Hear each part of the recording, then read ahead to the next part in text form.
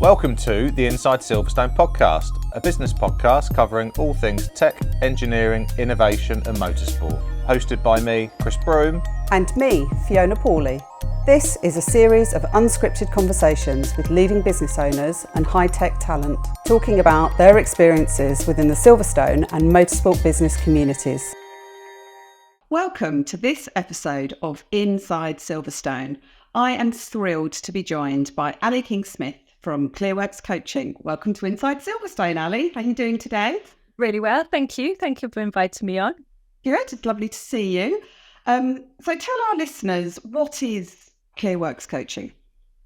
We are a team of freelance, expert, executive coaches who have a shared passion and purpose, I suppose. We gathered, maybe 25 years ago. Across the last many years, we've been working together and gathering our interest in helping leaders develop in the STEM sector. And 2013, Clearworks started to form as a thing, and we now specialise in working with leaders, teams, groups across the STEM sector, science, technology, and particularly engineering, locally, UK and globally. Lovely.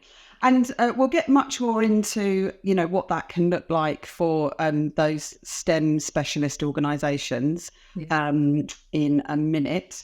But we recently saw you. You were one of the speakers at the Silverstone Technology Cluster just before Christmas at their conference.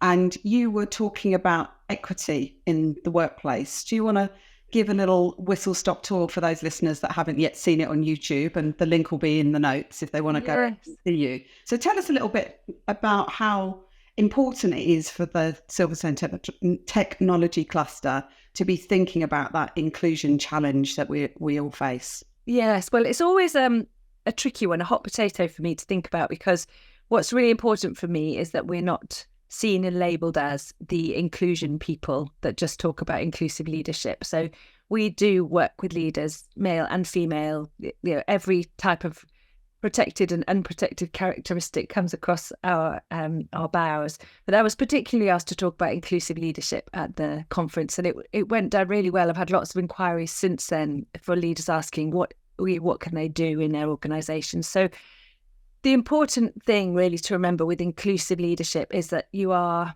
mindful of, if everyone at the top of your organisation sees the world the same, through the same lens, possibly from the same education, definitely from the same ethnicity, from the same socioeconomic background, might have even been to the same school. If you take the UK government at the moment, for example, you will limit innovation and diversity of thinking by doing that. And so therefore, you could say that innovation is proportional to diversity of thinking and approach. So our job is really to make sure that we include that thinking in everything that we do, rather than it being a sticking plaster or an additional thing. But when organisations are focusing particularly on inclusive leadership, we can really help with that thinking as well. That was what the talk was about, looking at the difference between equality, which is where everything is the same for everyone, and equity, which means everything is made available and within the grasp of everyone, such that you get the best performance and happy people. So it's an interesting twist. And happy people is, really integral, isn't it, to a successful, innovative and kind of forward-thinking business. And you really summed up, and again, for our listeners, it's the Silverstone Technology Cluster Group. They will know Pim very well, Pim van Basten. And you perfectly summed up that equality challenge very simply with the backpack example. So you want to run us through that just briefly? Yeah, well, across my life, I've climbed mountains and hills with uncomfortable backpacks and thought that's how backpacks were. And with the reflection that someone like Pim would buy a same sort of backpack as I would. If you want a 30-litre backpack, it looks the same. And then last year I found for the first time ever one that was made for women. So the shoulder straps were closer together at the top and wider at the bottom to fit the shoulders and the hips of a woman. And suddenly I can carry way more weight, much more comfortably, and had this big realization that was a really good example of equity. So if equality would mean Pim and I tried to pick up the same backpack, And I would then be declared weaker because I couldn't manage the backpack because it was really uncomfortable. However, if the backpack was designed for me, then it would be easier. Similarly, podia for people to stand up at the front of lecture theatres. I went to a funeral on Monday where the lady who was talking couldn't see over the podium because she's little, and almost every lectern in the world is built for tall guys. So it's just a realisation suddenly that ordinary things can be altered to make life equitable. Yeah. And it's, conversely, if Pim was carrying your lady backpack, he's going to be as uncomfortable because he's sad. It is about creating working environments that are equitable and suitable for the people that you have within your team, within your organisation. But sometimes it can be that sticky box, that inclusion. Sure. We don't want to take it out of that box and have an awkward conversation. But for those leaders that are interested in that, Clearworks Coaching does that very well through that very STEM focused lens. So tell us a little bit more about how Clearworks has built your clientele and the types of challenges that your STEM leaders face. Yes, well, across the years, we've worked with organisations gigantic and tiny, and there's a really crunchy, obvious point where very clever people who have measured their success on being correct because they've had to get physics A-level and degrees and second degrees at Imperial and Cambridge, and their identity and purpose becomes aligned with smartness. And very often they're used to being the smartest in the room and coming up with the solution to the problem.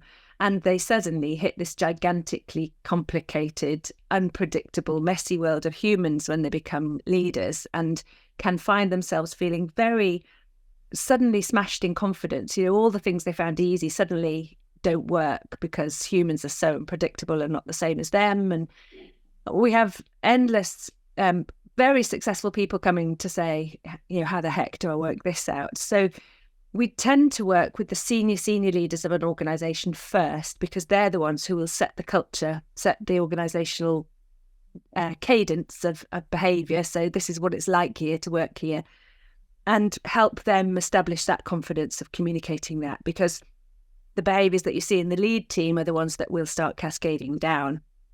And from a very small organisation, they will recruit people like them, probably, if they're not careful, because homogenous teams move smoothly through the water. They truck along much more easily. So helping those leaders work out emotional intelligence, how they want to be, what they want to grow in their organisation, and how to communicate that and engage people with that is one of the key tools of recruitment and retention of the people that you want, because you're making that clear. If you are like this and you like behaving like that, you'll fit in. And if you don't, you won't. So it's important how that starts. Yeah, and I think going back to that inclusion, for anyone that's done any kind of behavioural or, disc profiling type things, the technology and engineering brains tend to live in one space, and actually the kind of more directive and other parts of the business brains tend to live in other areas. So it might be that you as a leader, are not only evolving your leadership style, culture of the business, but actually identifying and leveraging other styles within your organisation to cover over the stuff that A, you might not want to do, and B, you might not be very good at.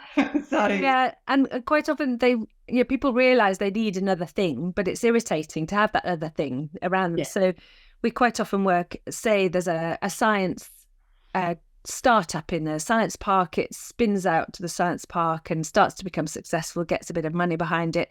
Suddenly the commercial folks are all over it, trying to bring their sales brains and their sales behaviours into the world of laboratory genius, and it's crunchy. It's a mess because they're not used to working with each other, and even the body language I'm noticing is different. So I just ran a team meeting recently where the sales guys said, but they all close their eyes all the time. It's like, was because they're thinking really deeply about really big problems, but they look to the people who aren't used to that way of working as if they are disengaged or switched off, or just very small things that can really make a communication gap between one way of working and another, with this brave knowledge that if you can make it work, it's better. Everybody kind of knows that's true. If you can you know that the differences are what will save you, but it doesn't make it comfortable to work together.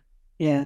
But with the support of someone like yourself and or, you know, coaching or mentoring support, it makes that very bumpy road smoother. Yes, absolutely. And I talked about starting with the lead team. We work further down the organisation now as well. We've developed a programme called Lab to Leadership, which is about stepping up those emerging leaders early on. And a very critical step in that is how I tick and then how other people tick. So I've got the modules here. The first module is called Who I Am as a Leader. The second one is called Unpredictable Humans, because people just feel weird when you start working with people who are really different from you. And that's the early steps of leadership that we can help with, definitely. Yeah.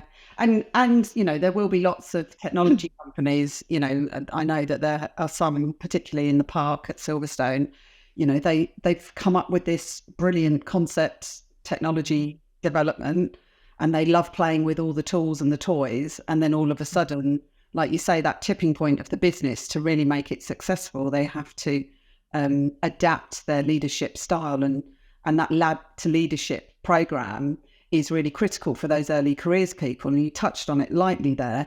You know, recruitment is a real challenge that I think we are all facing within the STEM industries, but it's the retention that, you know, once you get good people, how do we keep them? Yes. And things like those development programs that you can put forward are really integral to that, aren't they? What's your experience of that?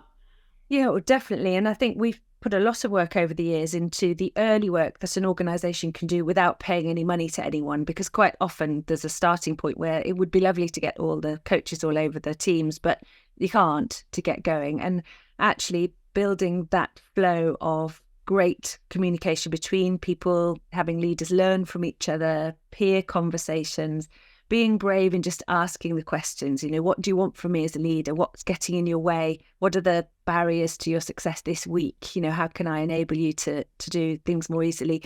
We can equip people with those kind of skills before they can afford to get anybody in. And then we would come in later when an organisation is like, right, we are a thing, yeah, we exist, we have a lead team, we need to communicate this more, because having a great piece of kit that's really, you know, you really believe it's going to change the sector or change the world is one thing, but recruiting the engagement of people to understand your vision and bringing them with you is one of the key tools of retention, you know, and recruitment. Why would people come? Why would they come to your place, and why would they stick around? Even if they're not being paid as much as they are in a competitor, it's not always the dosh that makes people stay or go. And that's really nice breakthrough thinking for leaders to remember. People stay in all sorts of places because they love it, you know, they want to. Yeah, absolutely. And you've got a new podcast launching spring 2024, which is going to be full of lots of juicy tips and tools and conversation around that Lab to Leadership journey. Yes, it's exactly that. We sat as a team. It was actually a Christmas meal. We sat and we were just chatting about stuff and realised, actually, this is all really useful for people to be trying out in their organisation. So I'm sitting with members of the team, the Clearworks team, and I'm just talking to them about specific topics which serve recruitment and retention. You know, what goes wrong in the recruitment process that means that by the time someone arrives, they're actually thinking of leaving. You know, that does happen. People are on the way out before they've even got there. Mm-hmm. And that's starting with retention. So they're really, really focusing on retention before recruitment. You know, keep what you've got and build from there. So yeah, light touch conversations just to spread the thinking. Yeah, amazing. So obviously you're in a position where you're mentoring, coaching, advising. How have you tapped into mentorship in terms of your own career development and personal development? What do you do? Oh, massively grateful to a huge number of people over the years for different purposes. I think the difference between mentor and coaching is quite interesting. So mentoring is someone who's been there before you and they need to have some information about what you're doing. And so I have mentors who have established businesses, they've built teams, they've sought funding, you know, they've got there. So that sort of mentoring is really important.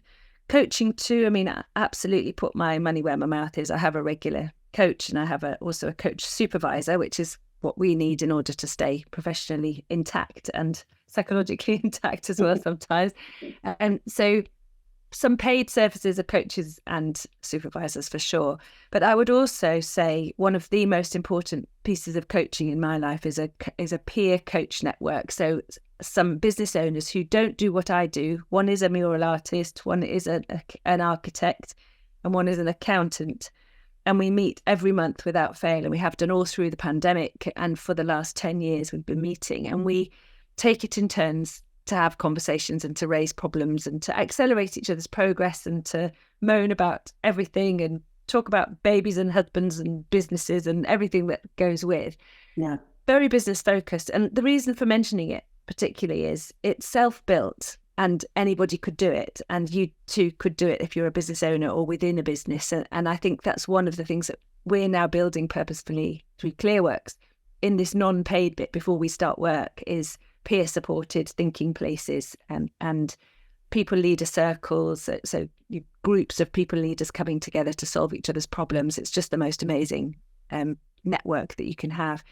And it saves time, how did you do this? How did you try that? What platform do you use for that? What's your CRM? All of that sort of stuff, as well as the psychological safety as well. Yeah, and I think the technology cluster at Silverstone, that there is a community naturally there. But actually, that, like you said, it can be self-built. It can be a group of like-minded people, even if they're from different industries. They might all be high tech, but they might be, sports or cars or climate or whatever they are. Yes. But actually, just making a point of coming together and being a little bit vulnerable and open, and saying, this isn't working in my business. What have you done? How can we tackle it? And I think with this community anyway, high performance, motorsport, that kind of stuff, they're problem solvers naturally, aren't they? They are very much looking to innovate and find solutions. And sometimes it's a bit scary to put that lens on the human problems and solutions over and above the technology ones. So, yeah. Yeah. Although if you get a bit of help from a coach to start with, I know that sounds like a self-serving thing to say, and I guess it is, but learning the skills of coaching each other rather than telling each other has got several benefits. So one is it feels great to be coached. We know the neuroscience says our brain fires up when we're being listened to properly. In a way, it doesn't fire up under any other circumstances. It's just lovely to be listened to. But also the pressure is off. You don't need to know the answers. You just go with curiosity instead of judgment, just listen, share ideas. I think it's a very refreshing change because we hardly ever get listened to properly and answer questions. So a coach can help set that group up to understand how to contract it safely so it's running brilliantly, and then leave you to it. So it doesn't need to be coach-led.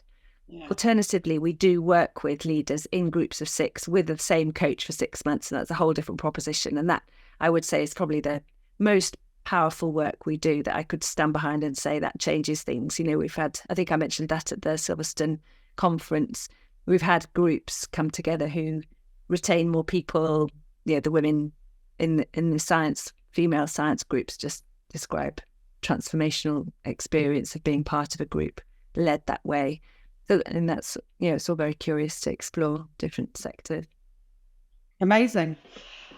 We are going to wrap it up shortly, but we like to ask our guests about an early car or an early driving experience. So what's your early memories of getting into a car? It was lovely thinking about this, because I myself had quite a boring first car, but my first driving experience, I had the most patient boyfriend in the world. I still can't quite believe it when I think about it. He built a Jago Jeep with his grandfather. So I don't know if you know the Jago, but it was a kit car. It used to cost a few £100 and it took a lot of patience to build. And he let his girlfriend drive it. I don't know what quite possessed him. Obviously he trusted you impeccably. Amazing. But we used to go, I grew up in Cheshire, and the ICI salt plains were there, which theoretically were private ground, which means you could drive without a driving licence. So I was in a Jago Jeep at the age of 16, I think, bombing around Cheshire. That was one of my favourite driving experiences still. Even when I went in the hedge, it was still good. Very nice. Right. Well, we're going to leave it there for today. It was lovely talking to you, and it will be great to listen to that new podcast, Lab to Leadership, coming out soon. And for our Silverstone Technology Cluster and for our Inside Silverstone listeners, this is the last one of this season for us. So if you are curious and you're wanting more conversation.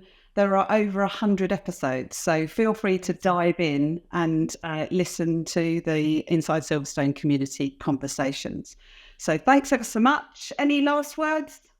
No, just great to be here. Exciting to speak to more people across the cluster. Looking forward to be seeing everybody there. Yeah. Thank you. Thank you very much. See you next time. Bye now.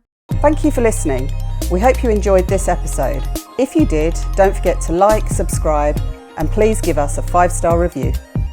The Inside Silverstone podcast is produced by the team at Longhurst. To listen to more episodes, please visit insidesilverstone.co.uk. Please note neither Fiona or Chris work for Silverstone Park, Silverstone Technology Cluster or Silverstone Circuit.